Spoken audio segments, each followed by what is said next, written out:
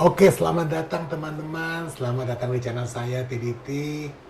Hari ini adalah parade kamera murah budget pelajar. Nah, saya akan membahas kamera yang saya selalu pakai Nikon V1. Tapi saya udah pernah bahas zaman dulu. Oke, saya bahas lagi ini dengan memberikan hasil-hasil SOOC, yaitu hasil-hasil yang tanpa diedit. Yang dulu kan saya kasihnya udah diedit, tapi sekarang tuh saya kasih yang tidak diedit. Berikut juga menu-menunya ada di dalam dan juga sampel videonya. Oke, langsung aja cek it out.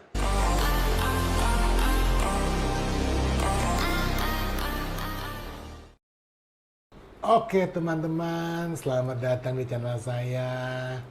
Hari ini saya memegang Nikon V1.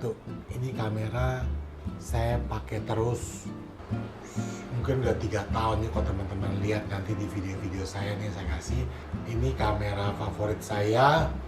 Jadi nanti saya akan kasih tahu kenapa saya suka dengan kamera Nikon V1 itu. Karena dia juga dianggap sebagai hidden gem di luar negeri, teman-teman. Saya kasih juga nanti ada beberapa nih cuplikan-cuplikannya. Jadi ada beberapa yang menganggap Nikon V1 itu sebagai hidden gem. Oh ya, Nikon V1 ini sebetulnya teman-teman, dia tuh punya lensanya itu dua. Yang satu ini 10-30 f2.8. Yang satu lagi 10 mm f2.8. Jadi saya sering pakai yang 10 mm f2.8. Kenapa? Karena kalau pakai yang ini bentuknya itu jadi lebih ringkas, teman-teman.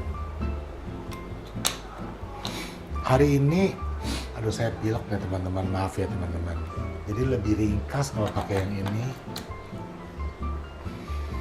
Nah, untuk start pertama saya akan berikan sampelnya ini mengenai foto-foto ya teman-teman. Jadi ini foto-foto ini saya menggunakan lensa yang 10-30 teman-teman. Jadi sambil teman-teman lihat, ini semuanya saya foto tanpa menggunakan tanpa diedit ya teman-teman. Jadi semuanya SOC. Jadi tanpa diedit, langsung dari kamera. Hasilnya kayak gini gitu, teman-teman. Terus juga ini saya motretnya itu kan siang-siang. Jadi dalam keadaan cahaya terang. Saya juga ada beberapa sampel yang malam saya motretnya. Tapi yang malam ini saya pakainya pakai lensa 10 mm f2, teman-teman. Tapi sama tanpa diedit, jadi saya kasih lihat ke teman biar teman-teman juga bisa lihat. Nah, yang berikutnya nanti saya kasih lihat yang di belakang atau di tengah-tengah itu saya kasih lihat videonya, teman-teman. Video menggunakan lensa 10-30 di siang hari, dan yang malam tuh video saya menggunakan 10 mm f2.8 di malam hari, teman-teman. Jadi teman-teman juga bisa lihat sampel videonya. Saya tidak menggunakan video sambil berjalan karena kamera ini tidak mempunyai image stabilizer ataupun IBIS, in body stabilizer juga nggak punya. Jadi jangan dipakai buat syuting sambil jalan, pasti gempa bumi, teman-teman. Jadi semuanya saya syutingnya dalam keadaan kameranya itu diam atau ditaruh di tempat. Nah, langsung kita masuk ke menu ya teman-teman. Oke teman-teman, kita sekarang lihat bodinya dulu ya, biar teman-teman juga bisa lihat sama-sama saya.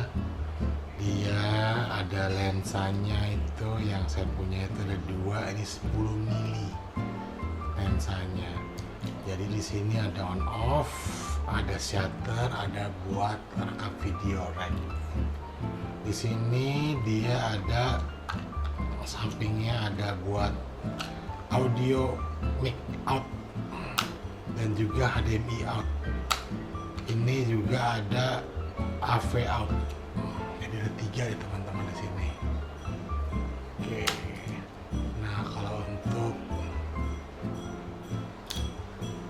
kita sekarang ke menunya nih teman-teman. Oke, kita lihat menunya. Menunya itu ada pertama nih, karena kebanyakan, kita lihat di sini dulu ya teman-teman. Ini ada 4 speed dial, jadi dia bisa ganti menu. Yang ini ada pertama, yang paling bawah itu ada untuk rekam video. Yang ini yang biasa saya pakai untuk motret. Ini adalah smart photo selector, jadi dia motret, nanti dia bisa pilih sendiri yang menurut dia bagus.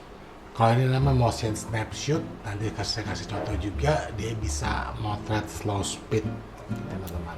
Motion snap, ayo sekali lagi 1 2 3. Belum, sekali lagi 1 2 3.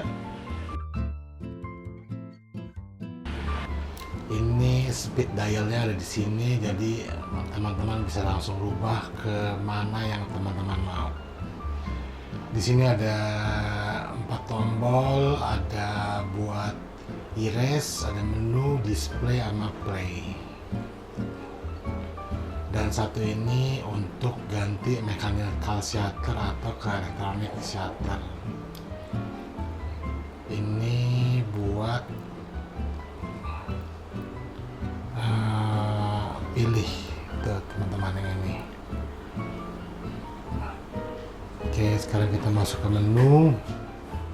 Menunya itu simple banget teman-teman, ada 3. Ini biasanya yang gambarnya obeng ini biasanya gambar kunci ini biasanya untuk ganti-ganti ya teman-teman. Ini biasanya ganti bahasa, firmware, pixel mapping, baterai info, reset number.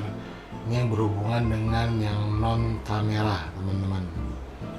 Yang kamera tuh yang berbentuk teknis untuk setting di kameranya, tapi bukan buat pemotretannya teman-teman ya. Ini bisa reset dan ada format kartu segala macam di sini.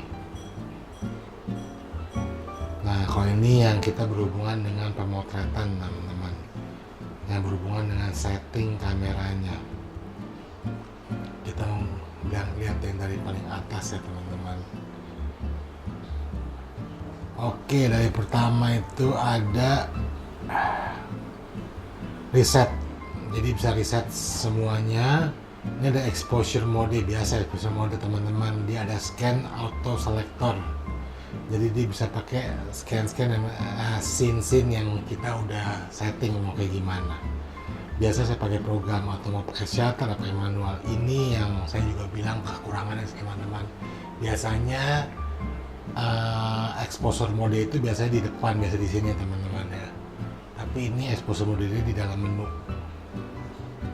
Jadi kalau mau ganti, mau rubah, kita mau rubah tiba-tiba dari kita mau lihat, oh saya mau pakai modelnya, exposure modelnya mau pakai yang shutter speed ya kan. Jadi masuk ke menu dulu, jadi baru rubah ke shutter priority-nya lah. Jadi nggak bisa rubah di depan sini teman-teman. Rubahnya dia harus di dalam menu. Gitu. Ini image quality, biasa saya pakai RAW, bisa juga RAW atau JPEG.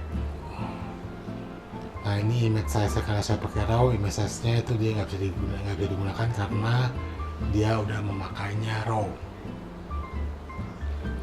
Ini continuous-nya ada single, bisa continuous teman-teman. Jadi mau yang mana? Shutter tipenya ada elektronik, ada mekanikal. Mekanikal, kalau elektronik itu dia lebih silent ya teman-teman. White balance ini biasa teman-teman. Tapi dia bisa white balance-nya misalnya transcend, dia bisa dirubah lagi teman-teman. Jadi dia bisa bikin warna-warna sendiri yang menurut teman-teman suka. Jadi white balance-nya juga keren ya teman-teman. Sekarang kita ganti lagi ke picture style-nya vivid. Kita foto lagi 1 2 3 gayawan. Oke. Sekarang kita ganti lagi ke picture style-nya lagi, ganti lagi ke picture style monokrom. Hitam putih. 1, 2, 3, on gayawan. Oke, sekarang kita ganti lagi ke picture style-nya potret. Potret. 1, 2, 3, gayawan. Oke. Dari sini kita bisa lihat lagi ke bagian white balance-nya, bisa diganti ke macam-macam. Misalnya kita ganti ke trans, rubah lagi kamera dikit, lihat ke sini jadi ada kebiru-biruan. Lihat sini Wan. Oke, bisa diganti lagi. White balance-nya kita ganti lagi ke direct sunlight, bikin ke kuning-kuningan atau kemerah-merahan lagi atas. 1, 2.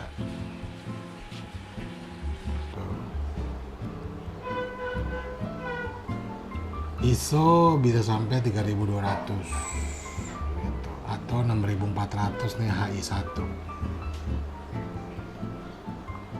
Picture controlnya saya biasa pakai vivid atau pakai netral. Nah, ini juga bisa diganti-ganti teman-teman tuh. Bisa mengganti kontrasnya, brightness, saturasi, hue-nya. Jadi kalau teman-teman ada yang sukanya tanpa diedit langsung dari kamera atau disebut SOC, jadi kamera ini juga udah bisa sih teman-teman. Jadi sesuai dengan selera teman-teman. Warnanya ditampilkan setelah keluar dari kamera itu nanti teman-teman bisa lihat, cukup, kalau saya bilang cukup memuaskan.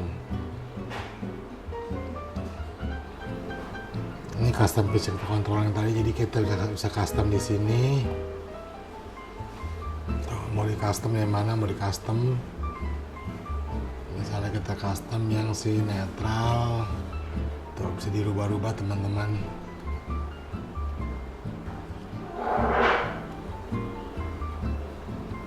Gitu. Color space-nya ada sRGB sama Adobe sRGB. Ini active daylight. Active daylight itu dia seperti modelnya yang di dalam shadow-nya itu teman-teman, dia akan lebih diterangin gitu teman-teman, yang di bagian yang terkena shadow. Ini bisa langsung auto on, atau bisa misalnya teman-teman udah motret dan bisa juga di edit active daylight. Misalnya nih teman-teman, foto yang ini saya bisa di sini teman-teman, lupa nih daylight yang ini. Tuh teman-teman bisa lihat ya, normal, low, atau high. Teman-teman bisa lihat. Tuh. High, normal, low.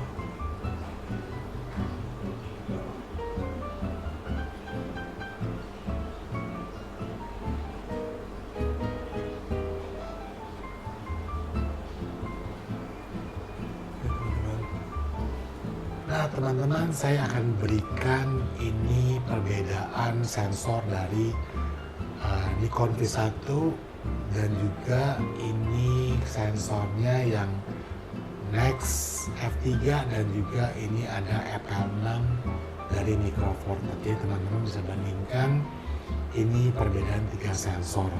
Jadi sensor Nikon V1 itu paling kecil teman-teman.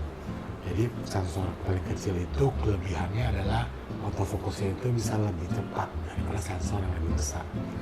Tapi kalau mengenai hasil, nanti teman-teman bisa lihat sendiri ya hasilnya. Tadi kan saya udah kasih lihat hasilnya. Dan saya juga akan memberikan hasilnya itu nanti di bawah link, di dalam keterangan. Jadi teman-teman bisa download file-file aslinya biar teman-teman juga bisa lihat file videonya, file fotonya asli dari kamera. Termasuk juga saya ada beberapa motret pakai RAW, saya akan berikan juga file dari RAW-nya. Oke Jadi teman-teman, saya berikan tips buat teman-teman sambil saya juga memperlihatkan foto-foto saya yang lain yang saya gunakan menggunakan Nikon V1. Jadi tips saya itu untuk teman-teman, kamera Nikon V1 ini bukan kamera yang auto langsung bagus ya teman-teman. Ini kamera belajar. Kamera ini harganya murah teman-teman. Harganya setahu saya di bawah 2 juta dengan keadaan body plus lensa, atau mungkin di atas 2 juta sedikit kalau keadaannya bagus atau mulus dengan body plus lensa. Dan saya punya, jadi atas saya buat teman-teman juga, belilah Nikon V1 itu dengan lensanya teman-teman. Kenapa? Karena Nikon V1 itu kecanggihannya plus dengan lensa, baru teman-teman nanti baru bisa lihat bahwa Nikon V1 itu fokusnya cepat gitu. Nah, untuk review yang kali ini saya nggak memberikan